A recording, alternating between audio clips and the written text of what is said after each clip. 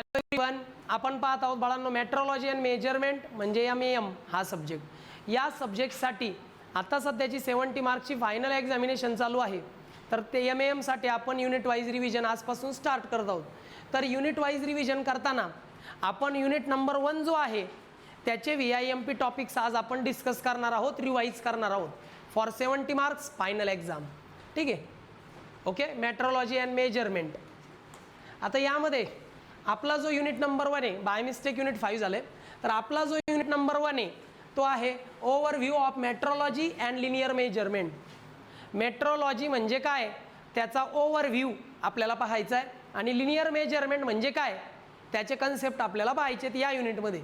मग overview of metrology and linear measurement या युनिटचं जर वेटेज आपण पाहिलं तर 14 मार्कांचं वेटेज या युनिटला आहे. 14 मार्कांचं वेटेज आहे या युनिटला. ओके, तर बाळांनो 14 मार्कचा वेटेज असलेला हा युनिट एकदमच ओके आहे, सिंपल आहे. यामध्ये आपल्याला फक्त हे 6 टॉपिक्स परफेक्ट करायचे. पहिला टॉपिक करायचा आहे मेट्रोलॉजीची डेफिनेशन, मेट्रोलॉजीचे ऑब्जेक्टिव्ज आणि टाइप्स. मेट्रोलॉजी म्हणजे काय, त्याचे ऑब्जेक्टिव्ह काय आणि त्याचे टाइप्स काय ते आपल्याला करायचे. त्यानंतर मेट्रोलॉजीमध्ये जे इन्स्ट्रुमेंट्स आहेत त्या इन्स्ट्रुमेंटच्या प्रॉपर्टीज आपल्याला करायच्यात, कॅरेक्टरिस्टिक्स ऑफ इन्स्ट्रुमेंट.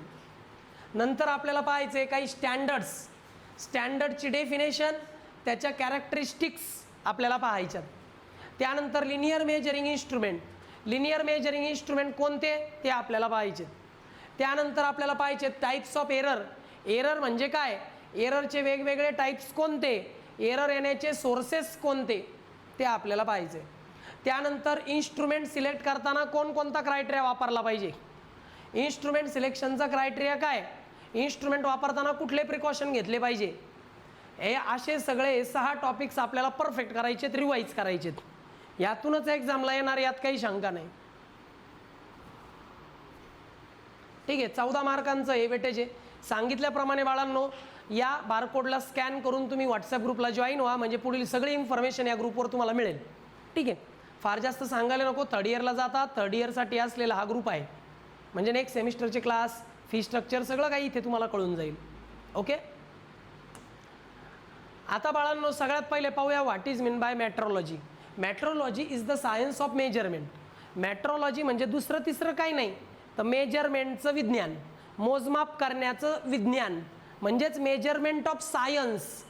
ठीक आहे, थोडक्यात science of measurement. Science of measurement म्हणजेच मेट्रोलॉजी. या युनिट या पूर्ण सब्जेक्टमध्ये तुम्हाला फक्त मेजरमेंट कसे घ्यायचे ते शिकायला मिळणार आहे. मेजरमेंटचं सायन्स म्हणजेच metrology. Okay, it ensure accuracy and precision in the manufacturing and engineering. Metrology हा सब्जेक्ट शिकल्यामुळं आपल्याला काय मिळतं तर यामध्ये तुम्हाला मिळते ॲक्युरेसी, प्रिसिजन, की कुठलाही एखादा जर तुम्ही पार्ट मॅन्युफॅक्चर करताय तर त्या मॅन्युफॅक्चरिंगमध्ये, इंजिनिअरिंगमध्ये तुम्हाला ॲक्युरेसी हवी असेल, प्रिसिजन हवा असेल तर तुम्हाला हा सब्जेक्ट शिकणं गरजेचं आहे. मेट्रोलॉजी म्हणजे काय तर मेजरमेंटचं एक सायन्स आहे. सायन्स ऑफ मेजरमेंट म्हणजे मेट्रोलॉजी. आणि याच्यामुळे आपल्याला ॲक्युरेसी अँड प्रिसिजन मिळतं in manufacturing, engineering. Okay, metrology शिकण्याचे पर्पज काय, ऑब्जेक्टिव्ह काय किंवा नेसेसिटी काय. मेट्रोलॉजीचे ऑब्जेक्टिव्ह काय आहेत, to maintain the quality of product. प्रोडक्टची क्वालिटी मेंटेन राहावी म्हणून मेट्रोलॉजी शिकणं गरजेचं आहे. To ensure the interchangeability of parts. ते जे पार्ट आहेत त्या पार्टची इंटरचेंजेबिलिटी त्या ठिकाणी एन्श्युअर करता यावी म्हणून मेट्रोलॉजी गरजेची आहे. इंटरचेंजेबिलिटी म्हणजे काय, एखादा मशीन आहे, त्या मशीनला आपण वेगवेगळे पार्ट अप्लाय करतो, मग हा पार्ट काढल्यानंतर तो पार्ट बरोबर त्या ठिकाणी बसला पाहिजे ना. थोडक्यात कटिंग टूलने कटिंग करतोय, एक कटिंग टूल रिमूव्ह केला, दुसरा कटिंग टूल तिथं बसला पाहिजे. याला म्हणतात interchangeability of parts of the machine. ते इन्श्युअर व्हावं म्हणून मेट्रोलॉजी शिकणं गरजेचं आहे. To reduce the manufacturing error. कुठलाही प्रोडक्ट मॅन्युफॅक्चर करताना, तयार करताना एरर येऊ नयेत किंवा एरर कमीत कमी व्हावेत म्हणून मेट्रोलॉजी गरजेची आहे. To maintain standard in production. प्रोडक्शनमध्ये एक स्टँडर्ड गोष्ट मेंटेन झाली पाहिजे. प्रोडक्शनमध्ये जे प्रोडक्ट आहे त्याच्या काही स्टँडर्ड प्रॉपर्टी मेंटेन व्हाव्यात म्हणून त्या ठिकाणी मेट्रोलॉजी गरजेची आहे. याच्यामुळं काय होतं की आपल्या प्रोडक्टची ॲक्युरेसी वाढते. आपल्या प्रोडक्टचं प्रिसिजन वाढतं, प्रोडक्टची क्वालिटी मेंटेन राहते, परत जे मशीनचे वेगवेगळे पार्ट आहेत त्यांची इंटरचेंजेबिलिटी एन्श्युअर करता येते, परत कुठलाही प्रोडक्ट जो मॅन्युफॅक्चर करताना जे एरर्स येतात ते एरर्स मिनिमाइज करता येतात with the help of metrology. आणि मेट्रोलॉजी शिकलं की प्रोडक्शनमध्ये जे स्टँडर्ड्स आहेत ते आपण मेंटेन करू शकतो इझिली. म्हणून मेट्रोलॉजी फार गरजेची. मेट्रोलॉजीचे पर्पज ऑब्जेक्टिव्ह म्हणजेच नेसेसिटी आहे. काय डाऊट आहे? मी जेवढं देतोय तेवढं प्रॉपर केलं तर 40, 50, 60 मार्कापर्यंत पेपर लिहू शकता तुम्ही. नशीब चांगलं आहे 60-70 मार्कापर्यंत लिहू शकता. थोडासा डिफिकल्ट आला तर 50-60 पर्यंत लिहू शकता. पण या सेंटेन्सला थोडं एक्सप्लेन करणं गरजेचं आहे तुमच्या लँग्वेजमध्ये. बरं, आता टाईप्स ऑफ मेट्रोलॉजी तसं पाहायला गेलं तर मेट्रोलॉजीचे 3 टाईप आहेत. Scientific metrology concerned with development of measurement standard. Scientific मेट्रोलॉजीमध्ये काय केलं जातं तर सायंटिफिक मेट्रोलॉजीमध्ये आपण मेजरमेंटचे जे स्टँडर्ड्स आहेत ते डेव्हलप करतो. की मोजमाप घेण्यासाठी टॉलरन्स किती पाहिजे, मोजमाप तुम्ही MM-मध्ये घेताय, सेंटीमीटरमध्ये घेताय. थोडक्यात काय, मेजरमेंटचे स्टँडर्ड डेव्हलप करण्याची जी कन्सेप्ट आहे त्याला म्हणतात सायंटिफिक मेट्रोलॉजी. याच्यामध्ये मेजरमेंट घेण्याचे स्टँडर्ड्स डेव्हलप केले जातात, याला म्हणतात scientific metrology. Industrial metrology it is used in production and inspection process. एखाद्या प्रोडक्टच्या मॅन्युफॅक्चरिंगमध्ये म्हणजे प्रोडक्शनमध्ये आणि त्या प्रोडक्टचं इन्स्पेक्शन करताना आपण काय करतो की मेजरमेंट घेतो. मग ते जे मेजरमेंट आपण इंडस्ट्रीमध्ये घेतो व्हाईल प्रोडक्शन अँड इन्स्पेक्शन त्याला म्हणतात इंडस्ट्रियल मेट्रोलॉजी. कारण इंडस्ट्रीमध्ये काय करतात, प्रोडक्ट प्रोड्यूस करतात. प्रोडक्टचं प्रोडक्शन हे इंडस्ट्रीमध्ये होतं. त्या प्रोडक्ट जो तयार झाला प्रोडक्ट त्याचं इन्स्पेक्शनही होतं. मग प्रोडक्टचं इन्स्पेक्शन करताना आणि प्रोडक्टचं प्रोडक्शन करताना जे स्टँडर्ड यूज केले जातात इंडस्ट्रीमध्ये त्याला म्हणतात इंडस्ट्रियल मेट्रोलॉजी. कळतंय?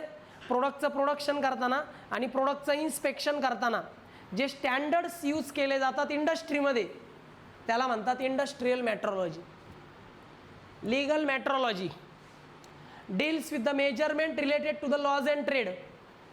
लीगल मेट्रोलॉजीमध्ये काय केलं जातं तर याच्यामध्ये मेजरमेंट्सच्या रिलेटेड जे काही नियम आहेत, मेजरमेंटच्या रिलेटेड जे लॉज आहेत ते फॉलो केले जातात. मग मेजरमेंटच्या रिलेटेड असलेले लॉज, मेजरमेंटच्या रिलेटेड असलेले लॉज आणि ट्रेड, मेजरमेंटच्या रिलेटेड असलेले लॉज आणि ट्रेड यांच्याबरोबर डील करणारी जी मेट्रोलॉजीची ब्रांच आहे त्याला म्हणतात legal metrology. The branch of metrology which deals with the measurements of the law and trade. म्हणजे मेजरमेंटच्या रिलेटेड जे लॉज आहेत, जे ट्रेड्स आहेत, याबरोबर डील करणारी मेट्रोलॉजीची जी ब्रांच आहे त्याला म्हणतात लीगल मेट्रोलॉजी. असे टाईप मेट्रोलॉजीचे 3 टाईप आहेत. यांची डेफिनेशन मी तुम्हाला सांगितली, कन्सेप्ट सांगितलं आहे. यात अजून 2-2 सेंटेन्स इझिली लिहू शकता. ओके, आता मेट्रोलॉजीमध्ये इन्स्पेक्शन करण्याची गरज काय? लक्षात ठेवा, कुठलाही प्रोडक्ट तुम्ही मॅन्युफॅक्चर करताय तर त्याचं इन्स्पेक्शन करणं गरजेचं आहे. का तयार केल्या डायरेक्ट मार्केटमध्ये विकाल? नाही ना, त्याचं इन्स्पेक्शन करणं गरजेचं आहे. To maintain the product quality. आपण चेक करतो की प्रोडक्टची क्वालिटी मेंटेन तर आहे ना, प्रोडक्टची क्वालिटी महत्त्वाची. To check the dimensional accuracy, त्या प्रोडक्टचे डायमेन्शन आपण चेक करतो, त्याची डायमेन्शनल ॲक्युरेसी मेंटेन राहावी म्हणून आपण ती चेक करतो. To reduce rejection and wastage. बरं, त्या प्रोडक्टमध्ये काही रिजेक्शन आहे का, त्यामध्ये काही वेस्टेज जास्त जात आहे का हे पण चेक केलं पाहिजे. प्रोडक्टचे डायमेन्शन बरोबर आहे पण वेस्टेज फार जास्त जात नाही ना, हे चेक केलं पाहिजे.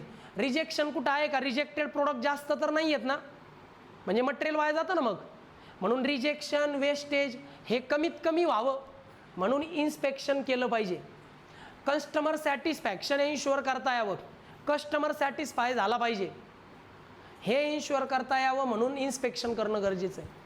मग इन्स्पेक्शन करणं गरजेचं काय? प्रोडक्टची क्वालिटी मेंटेन राहावी म्हणून, प्रोडक्टची डायमेन्शनल ॲक्युरेसी चेक करता यावी म्हणून, प्रोडक्शनमध्ये होणारं रिजेक्शन आणि वेस्टेज रिड्यूस करता यावं, कमी करता यावं म्हणून, आणि प्रोडक्टमध्ये कस्टमर सॅटिस्फॅक्शन इन्श्युअर करता यावं म्हणून इन्स्पेक्शन करणं गरजेचं आहे मेट्रोलॉजीमध्ये. काय डाऊट आहे? इन्स्पेक्शनची नेसेसिटी कळाली? पुढे मेजरमेंटच्या वेगवेगळ्या मेथड कोणत्या? तर मेजरमेंट हे 3 पद्धतीने करता येतं. डायरेक्ट मेजरमेंट, इनडायरेक्ट मेजरमेंट आणि comparative measurement. Direct measurement, indirect measurement आणि कंपॅरेटिव्ह मेजरमेंट 3 पद्धतीने आपण मेजरमेंट घेऊ शकतो. डायरेक्ट, इनडायरेक्ट आणि कंपॅरेटिव्ह. आता डायरेक्ट मेजरमेंटमध्ये आपण डायरेक्ट इन्स्ट्रुमेंट घेतो आणि मेजरमेंट घेत असतो. इनडायरेक्ट मेजरमेंटमध्ये आपण दुसरं मेजरमेंट घेतो, म्हणजे आपण MM मध्ये मेजरमेंट घेतो, सेंटीमीटरमध्ये कन्वर्ट करतो, म्हणजे इनडायरेक्ट मेजरमेंट घेतलं. आणि कंपॅरेटिव्हमध्ये आपण काय करतो? कंपॅरिझन करतो 2 प्रोडक्टचं आणि मग मेजरमेंट घेतो. असे 3 प्रकारे मेजरमेंट घेता येतात. जास्त करून एक्झामला येत नाही, परंतु तुम्ही डेफिनेशन लिहू शकता वाचून. याचा स्क्रीनशॉट घ्या. त्यानंतर येतं बाळांनो कॅरेक्टरिस्टिक ऑफ इन्स्ट्रुमेंट. आता मेजरमेंट घ्यायचे म्हणजे आपल्याला इन्स्ट्रुमेंट लागणार आहे. आता इन्स्ट्रुमेंटचे कॅरेक्टरिस्टिक्स काय ते फार महत्त्वाचं आहे. इन्स्ट्रुमेंटचे कॅरेक्टरिस्टिक्स हे 2 प्रकारे सांगता येतात. स्टॅटिक कॅरेक्टरिस्टिक्स आणि डायनॅमिक कॅरेक्टरिस्टिक्स. त्यातले स्टॅटिक कॅरेक्टरिस्टिक्स मी तुम्हाला सांगणार आहे. ते फार जास्त आहेत तर समजून घ्या. कुठले पण 4-5 जरी केले व्यवस्थित तरी चालतात. ठीक आहे. Static characteristics of instrument which is used for the measurement. पहिलं लिस्ट काउंट. प्रत्येक इन्स्ट्रुमेंटला लिस्ट काउंट असतो, म्हणजे त्या इन्स्ट्रुमेंटने कमीत कमी किती डिस्टन्स आपण मोजू शकतो, कमीत कमी, त्याला म्हणतात लिस्ट काउंट. मग least count smallest value measured by an instrument. तुम्ही तुमच्या इन्स्ट्रुमेंटने जी स्मॉलेस्ट व्हॅल्यू मोजू शकता, जी कमीत कमी व्हॅल्यू तुम्ही मेजर करू शकता तुमच्या इन्स्ट्रुमेंटने, त्याला म्हणतात least count. The smallest value measured by the instrument, त्याला म्हणतात least count. Range minimum and maximum value of measurement. Measurement घेताना मिनिमम व्हॅल्यू आणि मॅक्सिमम व्हॅल्यू किती मोजल्या जाते? कुठले पण एक इन्स्ट्रुमेंट आहे, फॉर एक्झाम्पल तुम्ही 15 सेंटीमीटरची पट्टी घेतली काचेची, ठीक आहे, तिने तुम्ही ना कमीत कमी 1 mm मोजू शकता, त्याच्यापेक्षा कमी मोजता येत, आणि मॅक्सिमम 15 सेंटीमीटर म्हणजे 15 सेंटीमीटर मोजू शकता. म्हणजे मिनिमम मेजरमेंट आणि मॅक्सिमम मेजरमेंटची जी रेंज आहे त्याला म्हणतात range. Minimum and maximum value of measurement, मेजरमेंटची मिनिमम आणि मॅक्सिमम व्हॅल्यू म्हणजे रेंज. पुढं span, difference between maximum and minimum range. Maximum range आणि मिनिमम रेंज, या मॅक्सिमम मिनिमम रेंजमध्ये जो डिफरन्स आहे, मॅक्सिमम आणि मिनिमम या 2 रेंजमध्ये जो डिफरन्स आहे, मॅक्सिमम मिनिमम व्हॅल्यूमध्ये जो रेंज आहे, जो डिफरन्स आहे, त्याला म्हणतात span. Difference between maximum and minimum range, maximum range आणि मिनिमम रेंज यांच्यामधला जो डिफरन्स आहे याला म्हणतात span. Accuracy, closeliness to the true value, म्हणजे ॲक्च्युअल जी व्हॅल्यू आहे तिच्याजवळ किती व्हॅल्यू आपण मोजू शकतो. फॉर एक्झाम्पल याची लांबी 10 सेंटीमीटर आहे, पण मी माझ्या इन्स्ट्रुमेंटने मोजल्यावरती भरली 10.1, म्हणजे व्हॅल्यू जवळ आहे का नाही, याला म्हणतात तिची ॲक्युरेसी. म्हणजे एरर कितीचा आला? 0.1 सेंटीमीटरचा. कळतं आहे का?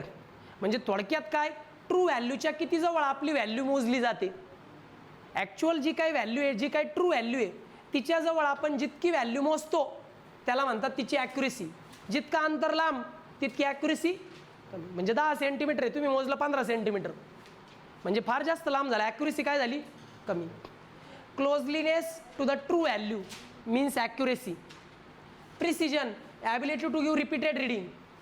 प्रिसिजन म्हणजे काय? इतकी ॲक्युरेसी पाहिजे की एखादं डिस्टन्स तुम्ही किती वेळा मोजलं तरी ते तीच व्हॅल्यू आली पाहिजे, याला म्हणतात प्रिसिजन. समजा ह्या पेनचं डिस्टन्स तुम्ही मोजलं 10 सेंटीमीटर, तुम्ही 4 वेळा काय 40 वेळा मोजा, किती भरण? 10 सेंटीमीटर. जर कमी जास्त भरतंय म्हणजे प्रिसिजन काय झालं? कमी झालं. पण पुन्हा पुन्हा तीच व्हॅल्यू येते पुन्हा पुन्हा मोजल्यावर, म्हणजे ते प्रिसिजन आहे. या इन्स्ट्रुमेंटमध्ये ॲक्युरेसी. मग प्रिसिजन म्हणजे ability to give repeated reading of the instrument. ते इन्स्ट्रुमेंटने तुम्ही किती वेळा व्हॅल्यू मोजा, रीडिंग तेच येतं, याला म्हणतात ability to give repeated reading म्हणजे precision. Reliability, consistency of performance. लक्षात ठेवा, कुठल्याही इन्स्ट्रुमेंटला एक एक्सपायरी असते. जोपर्यंत ती एक्सपायरी डेट होत नाही तोपर्यंत त्या इन्स्ट्रुमेंटचा परफॉर्मन्स कसा आहे, त्याच्या परफॉर्मन्सची कन्सिस्टन्सी कशी आहे, याला म्हणतात reliability of the instrument. For example, एखाद्या वेळी विराट कोहली शतक मारतो, दुसऱ्या मॅचला मारल, तिसऱ्या मॅचला मारल, चौथ्या पाचव्या मॅचला नाही मारत ना, कंटिन्यू किती मॅच मारल. याला म्हणतात त्याच्या परफॉर्मन्सची कन्सिस्टन्सी, म्हणजे त्याच्यावर किती रिलायबल राहावं टीमने, हे महत्त्वाचं आहे. मग आपल्या इन्स्ट्रुमेंटची रिलायबिलिटी कशावर डिपेंड आहे? इन्स्ट्रुमेंटच्या परफॉर्मन्सच्या कन्सिस्टन्सीवर, की किती ॲक्युरेट रिझल्ट देतोय तो आपल्याला. परफॉर्मन्सची कन्सिस्टन्सी म्हणजे रिलायबिलिटी. कॅलिब्रेशन म्हणजे काय? Comparing instrument with standard. आपल्या इन्स्ट्रुमेंटने स्टँडर्ड व्हॅल्यू बरोबर कम्पेअर करणं, इन्स्ट्रुमेंटला स्टँडर्ड व्हॅल्यू बरोबर कम्पेअर करणं म्हणजे कॅलिब्रेशन. कळतंय का? म्हणजे आपलं इन्स्ट्रुमेंट जर स्टँडर्ड व्हॅल्यू बरोबर कम्पेअर केलं तर त्याला म्हणतात त्याचं कॅलिब्रेशन. आता मला सांगा, याची लांबी मला माहिती आहे 10 सेंटीमीटर आहे फॉर एक्झाम्पल. मी माझ्या इन्स्ट्रुमेंटने मोजल्यावर जर ती भरली 10.5, म्हणजे मी तिचं काय केलं? कॅलिब्रेशन केलं. म्हणजे स्टँडर्ड व्हॅल्यू बरोबर मी माझ्या इन्स्ट्रुमेंटचं मेजरमेंट कॅलिबर केलं. याला म्हणतात कॅलिब्रेशन, की स्टँडर्ड बरोबर इन्स्ट्रुमेंटला कम्पेअर करायचं, याला म्हणतात कॅलिब्रेशन. आणि कॅलिब्रेशन प्रत्येक आठवड्यात एकदा केलंच पाहिजे. त्यामुळं आपल्याला आपल्या इन्स्ट्रुमेंटची ॲक्युरेसी कळते, प्रिसिजन कळतं. आता hysteresis, difference in output for increasing and decreasing input. ते म्हणतात की इन्क्रीजिंग आउटपुट आणि डिक्रीजिंग इनपुट, डिक्रीजिंग इनपुट आणि इन्क्रीजिंग आउटपुट यांच्यामधला जो डिफरन्स आहे त्याला म्हणतात हिस्टेरिसिस. आउटपुटमधलं म्हणजे इन्क्रीजिंग आउटपुट आणि डिक्रीजिंग इनपुट यांच्यातला जो डिफरन्स आहे याला हिस्टेरिसिस म्हणतात. या सगळ्या आहेत static property of an instrument. बघा 4, 5, 6 जरी लक्षात ठेवले तरी आले. पुढे येतं डेड झोन. अजून काही प्रॉपर्टीज आहेत. Dead zone, range where no output occur. अशी रेंज जिथं आउटपुट येतच नाही, अशी रेंज जिथं आउटपुट मिळतच नाही त्याला म्हणतात डेड झोन. फॉर एक्झाम्पल, तुमच्याकडे 30 सेंटीमीटरची पट्टी आहे आणि तुम्ही पूर्ण एका वर्षात 20 सेंटीमीटर किंवा त्याच्यापेक्षा कमी डिस्टन्स मोजले, पण 20च्या पुढं कधी मोजलं? मग 20 सेंटीमीटर टू 30 सेंटीमीटर या भागात तुम्ही डिस्टन्स मोजलंच नाही, मग ते काय झाला? Dead zone. म्हणजे अशी रेंज जिथं तुम्ही आउटपुट घेतलंच नाही. मग तुम्हाला तशी 20 सेंटीमीटरची पट्टी चालली असती ना, मग 20 सेंटीमीटरपेक्षा जास्त मोठी पट्टी घेतली म्हणजे तो डेड झोन झाला. म्हणजे अशी रेंज जिथं तुम्ही आउटपुट घेतच नाही त्याला म्हणतात डेड झोन. पुढे drift, gradual change in output over time. काही इन्स्ट्रुमेंट असे असतात आत्ता एकदम ॲक्युरेट आहे, पण जसजसा वेळ जातो तसतसं त्यांचं आउटपुट बदलतं. एकच गोष्ट आहे म्हणजे ॲक्युरेसी राहत नाही. म्हणजे वेळेनुसार जर आउटपुट बदलतंय तर त्याला म्हणतात drift. Gradual change in the output over time, वेळेनुसार जर आउटपुटमध्ये थोडासा बदल होत जातोय तर त्याला म्हणतात drift. Gradual change in the output over time. Sensitivity, ability to detect small changes. आपलं इन्स्ट्रुमेंट सेन्सिबल आहे म्हणजे काय? की थोडा जरी बदल झाला तर इन्स्ट्रुमेंटला लगेच कळतो. याला म्हणतात त्या इन्स्ट्रुमेंटची sensitivity. Ability to detect small change in the measurement. मेजरमेंटमध्ये थोडा जरी बदल झाला तर इन्स्ट्रुमेंट लगेच त्याला डिटेक्ट करतं, याला म्हणतात sensitivity. Threshold, minimum input required to output. तेवढं आउटपुट पाहण्याकरता जेवढं मिनिमम इनपुट आपण देतो, म्हणजे मला एवढं आउटपुट हवं आहे तर त्यासाठी मला जितकं मिनिमम इनपुट द्यावं लागतं त्याला म्हणतात threshold. Minimum input to give the required output. मला जे आउटपुट हवं आहे तेवढं आउटपुट मला मिळावं याकरता जे मिनिमम इनपुट आपण देतो त्याला म्हणतात threshold. Minimum input to give और to get required output. Minimum input to get required output. Required output मिळावं म्हणून जे मिनिमम इनपुट आपण देतो त्याला म्हणतात थ्रेशहोल्ड. रिपीटॅबिलिटी म्हणजे same result under same condition. Same कंडिशनमध्ये जर सेम रिझल्ट मिळतोय, सेम कंडिशनमध्ये जर सेम रिझल्ट मिळतोय तर त्याला म्हणतात त्या इन्स्ट्रुमेंटची रिपीटॅबिलिटी. कंडिशन सेम आहे, रिझल्ट पण सेम आहे, त्याला म्हणतात repeatability. Reproducibility, same result under changed condition. आणि रिप्रोड्युसिबिलिटी म्हणजे काय? कंडिशन बदलल्या तरी रिझल्ट तोच आहे, कंडिशन तुम्ही चेंज केल्या पण रिझल्ट मात्र तोच आहे, त्याला म्हणतात रिप्रोड्युसिबिलिटी. लिनियरिटी म्हणजे uniform relation between input and output. Input आणि आउटपुट यांच्यामध्ये जे लिनियर रिलेशन आहे, इनपुट आणि आउटपुट यांच्यामध्ये जे लिनियर रिलेशन आहे याला म्हणतात linearity. Uniform relation between input and output याला म्हणतात linearity. Amplification, increase in signal strength, सिग्नलची स्ट्रेंथ वाढवणे म्हणजे ॲम्प्लिफिकेशन. काही काही इन्स्ट्रुमेंट हे सिग्नलवर चालतात ना, मग सिग्नलची स्ट्रेंथ वाढणे म्हणजे तिचं ॲम्प्लिफिकेशन. मॅग्निफिकेशन म्हणजे मेजर्ड व्हॅल्यू एनलार्ज होणे, एनलार्जमेंट ऑफ मेजर्ड व्हॅल्यू म्हणजे जे आन्सर आहे ते मोठ्या ह्याच्यात दिसतं ना, एनलार्जमेंट ऑफ मेजर्ड व्हॅल्यू. जेव्हा मेजर्ड व्हॅल्यूची एनलार्जमेंट होते त्याला म्हणतात मॅग्निफिकेशन. ह्या आहेत static properties of, static characteristics म्हणजे स्टॅटिक प्रॉपर्टीज ऑफ इन्स्ट्रुमेंट. बघा काय डाऊट आहे का? Dynamic characteristic. आता कुठल्याही इन्स्ट्रुमेंटला 3 डायनॅमिक कॅरेक्टरिस्टिक्स असतात. पहिलं speed of response, time taken to respond. लक्षात ठेवा, कुठल्याही इन्स्ट्रुमेंटला आपण इनपुट दिलं की ते इन्स्ट्रुमेंट किती वेळामध्ये रिस्पॉन्ड करतं त्याला म्हणतात त्याचा स्पीड ऑफ रिस्पॉन्स. म्हणजे जेव्हा आपण इन्स्ट्रुमेंटला इनपुट देतो तेव्हा त्या इनपुटवर तो इन्स्ट्रुमेंट रिस्पॉन्स द्यायला किती वेळ लावतो त्याला म्हणतात speed of response. Time taken to respond, respond घ्यायला म्हणजे रिस्पॉन्ड द्यायला एकूण किती वेळ लागतो याला म्हणतात speed of response. Time taken to respond, कारण काही काही इन्स्ट्रुमेंट जास्त वेळ लावतात ना आन्सर द्यायला, काही काही लगेच देतात. म्हणजे टाईम ऑफ रिस्पॉन्ड हा कमीत कमी असला म्हणजे त्याची क्वालिटी चांगली आहे. स्पीड ऑफ रिस्पॉन्स हा चांगला पाहिजे. फिडेलिटी इकडे लक्ष द्या. Fidelity, ability to reproduce changes accurately. जर त्या ठिकाणी डायमेन्शनमध्ये बदल होता ते तर त्या चेंजेसला ॲक्युरेटली रिप्रोड्यूस करण्याची ॲबिलिटी, चेंजेसला ॲक्युरेटली रिप्रोड्यूस करण्याची ॲबिलिटी, चेंजेसला ॲक्युरेटली रिप्रोड्यूस करण्याची ॲबिलिटी म्हणजे थोडे जरी चेंज झाले तर ते चेंज ॲक्युरेटली डिटेक्ट करण्याची ॲबिलिटी म्हणजे फिडेलिटी.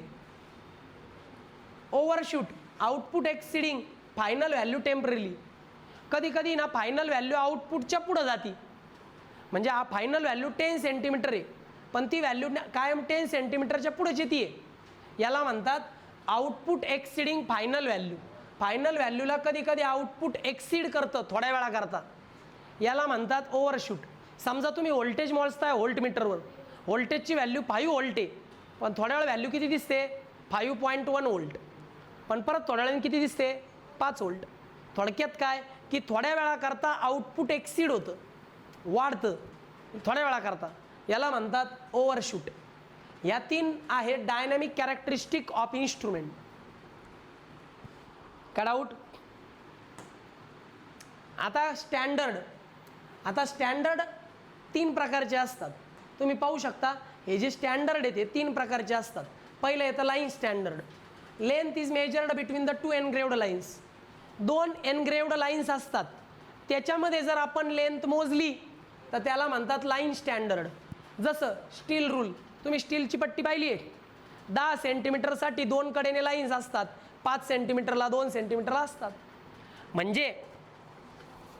म्हणजे ज्या एनग्रेव्ड लाईन्स आहेत स्टीलच्या पट्टीवर मार्किंग केलेल्या, ग्रॅज्युएशन केलेल्या ज्या एनग्रेव्ड लाईन्स आहेत त्याच्यामध्ये आपण लेंथ मोजतो, याला म्हणतात लाईन स्टँडर्ड.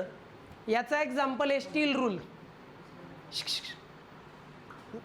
मग लक्षात ठेवा, स्टीलची पट्टी अशी असते त्याच्यामध्ये ग्रॅज्युएशन्स असतात आणि त्या 2 ग्रॅज्युएशनमध्ये डिस्टन्स जर मोजलं तर त्याला म्हणतात line standard. Line standard generally चुकत नाही. आपल्या हातकडं जी रेग्युलर रोल अँड ड्रॉ आहे किंवा पट्टी आहे ते लाईन स्टँडर्डच आहे. पुढे येतं end standard. Length is measured between the 2 flat surfaces. याच्यामध्ये लेंथ मोजण्याकरता 2 फ्लॅट सरफेस असतात. 2 फ्लॅट सरफेसच्या मध्ये लेंथ मोजली जाते, 2 फ्लॅट सरफेसच्या मध्ये लांबी मोजली जाते, त्याला म्हणतात एंड स्टँडर्ड. जनरली जे स्लिप गेजेस असतात ना, स्लिप गेजेस, त्याच्यामध्ये 2 फ्लॅट सरफेसच्या मध्ये डिस्टन्स मोजल्या जातं. व्हर्टिकल डिस्टन्स मोजल्या जातं एंड स्टँडर्डने आणि हॉरिझॉन्टल डिस्टन्स मोजल्या जातं लाईन स्टँडर्डने. इथं डिस्टन्स मोजायला फ्लॅट सरफेस आहेत 2 आणि एक्झाम्पल आहे slip gauge. Wavelength standard, length based on wavelength of light radiation.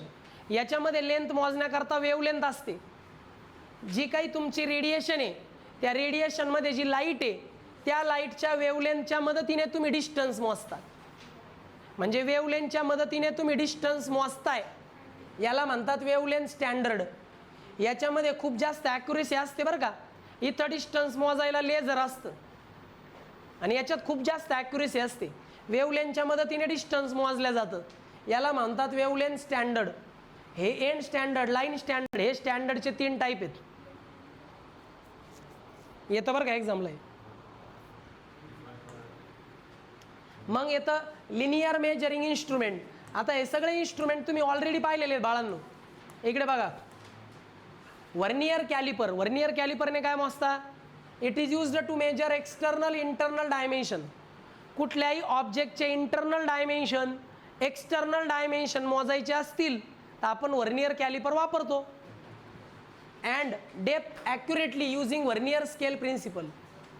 Vernier scale principle प्रमाणे कुठल्याही ऑब्जेक्टचे इंटरनल डायमेन्शन मोजू शकता, एक्सटर्नल डायमेन्शन मोजू शकता, डेप्थ म्हणजे हाईट पण मोजू शकता.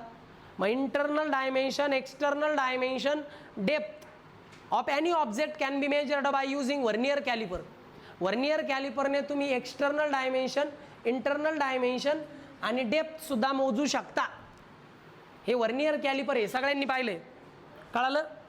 याच्यात खूप ॲक्युरेसी असते. पुढं micrometer. Measure small dimension precisely using screw and nut. याच्यामध्ये स्क्रू आणि नट असतो. स्क्रू आणि नटच्या मदतीने याच्यात छोटे छोटे डायमेन्शन मोजले जातात. स्क्रू आणि नटच्या मदतीने छोटे छोटे डायमेन्शन मोजले जातात, अतिशय स्मॉल डायमेन्शन. याला म्हणतात मायक्रोमीटर. हे पण तुम्ही पाहिले, त्यात स्क्रू असतो फिरवायला. स्क्रू आणि नटच्या मदतीने स्मॉल डायमेन्शन मोजणे म्हणजे micrometer. Height gauge. It is used for measuring height from a reference surface. एका रिफरन्स सरफेसपासून जर तुम्हाला हाईट मोजायची आहे, डेप्थ मोजायची आहे, तर हाईट गेज वापरतात. रिफरन्स सरफेसपासून हाईट मोजण्याकरता हाईट गेज वापरतात. Depth gauge. It is used to measure the depth of holes, slot and recesses.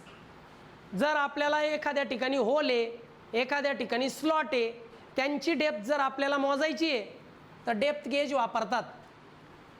होलची depth मोजण्याकरता, स्लॉटची depth मोजण्याकरता, hole असतील, स्लॉट असतील, रिसेसेस असतील, यांची डेप्थ मोजण्याकरता डेप्थ गेज वापरल्या जातं. कळाले का रे? लिनियर मेजरिंग इन्स्ट्रुमेंट हे तुम्ही रेग्युलर पाहू शकता यूट्यूबवर, गुगलवर. बरं, आता मेजरमेंट घेताना कोणकोणते एरर येतात? मेजरमेंट घेताना 3 प्रकारचे एरर येतात. There are 3 types of error. इन्स्ट्रुमेंटने तुम्ही मेजरमेंट घेताय, 3 प्रकारचे एरर येतात. Systematic error occurs regularly due to instrument or environment. हे जे काही आहे ना एरर, सिस्टमॅटिक एरर, हे एरर एक तर इन्स्ट्रुमेंट फॉल्टी असल्यामुळे येतात किंवा आजूबाजूचं एन्व्हायरमेंट फॉल्टी असल्यामुळे येतात. एक तर एन्व्हायरमेंटमध्ये एरर आहे किंवा मग इन्स्ट्रुमेंटमध्ये एरर आहे. हे एरर येतात इन्स्ट्रुमेंट रेग्युलरली तुम्ही यूज करतायत, इन्स्ट्रुमेंटचा सतत तुम्ही वापर करताय, त्यामुळे इन्स्ट्रुमेंटमध्ये कधी कधी एरर येतो, त्याला सिस्टमॅटिक एरर म्हणतात. Random error. हा एरर अनप्रेडिक्टेबल असतो. हा एरर कुणी सांगू शकत नाही केव्हा येईल, किती येईल. हा अनप्रेडिक्टेबल एरर आहे, याला म्हणतात रँडम एरर. हा कधी येतो आणि किती पण येतो. Gross error due to human mistake. Human mistake झाल्या, माणसाकडून काही मिस्टेक झाल्या, मोजताना जर आपलं काही चुकलं तर जे एरर येतात त्याला म्हणतात ग्रॉस एरर. मग ह्युमन मिस्टेकमुळे येणारा एरर आहे ग्रॉस एरर. अनप्रेडिक्टेबली येणारा एरर आहे रँडम एरर. इन्स्ट्रुमेंटमुळं किंवा एन्व्हायरमेंटमुळं जो एरर येतो तो सिस्टमॅटिक एरर. हे आहेत टाईप्स ऑफ एरर. याच्यात अजून एक एक सेंटेन्स तुम्ही लिहू शकता. बरं, एरर येण्याचे कारण काय? What are the sources of error. एररचे सोर्स कोणते? Instrument defect. जर आपलं इन्स्ट्रुमेंटमध्ये काही डिफेक्ट आहे, जर आपलं इन्स्ट्रुमेंट फॉल्टी आहे तर एरर येऊ शकतो. Environmental condition. आजूबाजूच्या एन्व्हायरमेंटल कंडिशन प्रॉपर नसतील, एन्व्हायरमेंटल कंडिशनमध्ये जर काही प्रॉब्लेम आहे तर एरर येऊ शकतो. इम्प्रॉपर हँडलिंग, जर इन्स्ट्रुमेंटला प्रॉपर हँडल केलं नसेल, जर इन्स्ट्रुमेंटला प्रॉपर हँडल केलं नसेल तर इम्प्रॉपर हँडलिंगमुळं एरर येऊ शकतो. पर्सनल मिस्टेक, पर्सनल मिस्टेकमुळं सुद्धा एरर येऊ शकतात. पर्सनल मिस्टेकमुळं अशा पद्धतीने हे आहेत सोर्सेस ऑफ एरर. बरं, फॅक्टर्स अफेक्टिंग ॲक्युरेसी. बरं, मेजरमेंट घेताना ॲक्युरेसीवर अफेक्ट करणारे फॅक्टर कोणते? असे कोणते फॅक्टर आहे ज्यामुळं मेजरमेंटची ॲक्युरेसी कमी होते? पहिला फॅक्टर आहे टेम्परेचर. टेम्परेचर जर कमी जास्त झालं तर ॲक्युरेसी कमी होत असते. विअर ऑफ इन्स्ट्रुमेंट, इन्स्ट्रुमेंट वापरून वापरून खूप जुनं झालं, इन्स्ट्रुमेंटचं फ्रिक्शन झालं, इन्स्ट्रुमेंट झिजलं तर मग एरर येऊ शकतो. व्हायब्रेशन, इन्स्ट्रुमेंट यूज करताना व्हायब्रेशन झालं, इन्स्ट्रुमेंट यूज करताना व्हायब्रेशन झालं तर एरर येऊ शकतो, ॲक्युरेसी कमी होऊ शकते. डर्ट अँड डस्ट, आजूबाजूला खूप सारी धूळ आहे, फुफाटा आहे, तर त्याच्यामुळं काय होतं की मेजरमेंट घेताना ॲक्युरेसी कमी होते, एरर येतो. इम्प्रॉपर कॅलिब्रेशन, जर इम्प्रॉपर पद्धतीने कॅलिब्रेशन केलं, इम्प्रॉपर पद्धतीने कॅलिब्रेशन केलं तर एरर येऊ शकतो, ॲक्युरेसी कमी होऊ शकते. म्हणजे ॲक्युरेसी कमी होण्याला हे फॅक्टर कारणीभूत आहे. Types of error, sources of error, factors affecting accuracy. आणि शेवटचा टॉपिक आहे बाळांनो, सिलेक्शन ऑफ इन्स्ट्रुमेंट. लक्ष द्या, शेवटचा टॉपिक आहे. तर इन्स्ट्रुमेंटचं सिलेक्शन कसं करायचं? इन्स्ट्रुमेंट सिलेक्ट करताना instrument should be selected based on required accuracy. Instrument select करताना 4 गोष्टी पाहिजे की आपल्याला ॲक्युरेसी किती हवी आहे. आपल्याला जितकी जास्त ॲक्युरेसी हवी आहे तितका कमी लिस्ट काउंट असलेला इन्स्ट्रुमेंट पाहायचा. लिस्ट काउंट कमीत कमी असेल तर ॲक्युरेसी जास्त मिळेल. म्हणजे आपल्याला ॲक्युरेसी किती हवी त्या पद्धतीने इन्स्ट्रुमेंटचं सिलेक्शन करायचं. साईज ऑफ कॉम्पोनंट, कॉम्पोनंटची साईज किती पाहिजे तुम्हाला त्यानुसार, म्हणजे इन्स्ट्रुमेंटची साईज किती पाहिजे आणि ज्या गोष्टीला आपण मोजतोय त्याची साईज काय. टाईप ऑफ मेजरमेंट, आपण कुठल्या प्रकारचं मेजरमेंट घेतोय, मध्ये घेतोय, किलोमीटरमध्ये घेतोय, मीटरमध्ये घेतोय, मेजरमेंटचा टाईप कोणता. बरं, इन्स्ट्रुमेंटची रेंज आपल्याला किती हवी, लिस्ट काउंट किती हवा आहे. इन्स्ट्रुमेंटची रेंज, लिस्ट काउंट, मेजरमेंटचा टाईप, कॉम्पोनंटची साईज आणि आपल्याला लागणारी ॲक्युरेसी, या गोष्टी पाहून आपण ठरवायचं आणि इन्स्ट्रुमेंट सिलेक्ट करायचं. बरं, जर मला त्या ठिकाणी हायर प्रिसिजन हवा असेल तर मी कोणकोणते प्रिकॉशन घेतले पाहिजे. पहिलं, clean instrument before use. Instrument स्वच्छ करून घ्यायचं वापरण्या अगोदर. इन्स्ट्रुमेंटला साफ करून घ्यायचं वापरण्या अगोदर. Before use, clean instrument before use. Avoid excessive force, इन्स्ट्रुमेंटवर जास्तीचा फोर्स लावायचा नाही, फार जास्त फोर्स लावायचा नाही आहे इन्स्ट्रुमेंटवर. कॅलिब्रेट रेग्युलरली, इन्स्ट्रुमेंटला रेग्युलरली कॅलिब्रेट करत चला, त्याचं कॅलिब्रेशन करत चला. हँडल केअरफुली, इन्स्ट्रुमेंटला सुरक्षितपणे हाताळा. स्टोअर प्रॉपरली आफ्टर यूज, इन्स्ट्रुमेंटला यूज झाल्यानंतर काळजीपूर्वक ठेवा, काळजीपूर्वक ठेवा, त्याला स्टोअर करा. Avoid temperature variation, temperature variation होऊ देऊ नका, टेम्परेचर व्हेरिएशन होऊ द्यायचे नाहीत. यूज झाल्यानंतर त्या इन्स्ट्रुमेंटला प्रॉपरली स्टोअर करायचे, इन्स्ट्रुमेंटला काळजीपूर्वक हँडल करायचे, रेग्युलरली त्याचं कॅलिब्रेशन करायचे, त्यानंतर एक्सेसिव्ह फोर्सला अवॉइड करायचे आणि इन्स्ट्रुमेंट यूज करण्या अगोदर स्वच्छ करून घ्यायचे. हे प्रिकॉशन घेतले तर आपल्याला नक्कीच ॲक्युरेसी आणि प्रिसिजन मिळतं. ओके, या ठिकाणी बाळांनो टोटल युनिट नंबर 1चे जे काही टॉपिक्स आहेत ते मी रिवाईज केलेले आहेत. मी जे केले तेच टॉपिक परफेक्ट करा.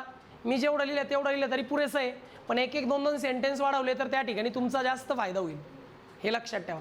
पण पासिंग करायचं असेल तर 40-50 मार्क इझिली मिळवू शकता या टॉपिक्सवर, पूर्ण जसं मी रिव्हिजन घेतोय. ओके, तर बाळांनो जास्तीत जास्त फ्रेंड्सला सांगा आणि ग्रुपला जॉईन करा. Okay, bye students.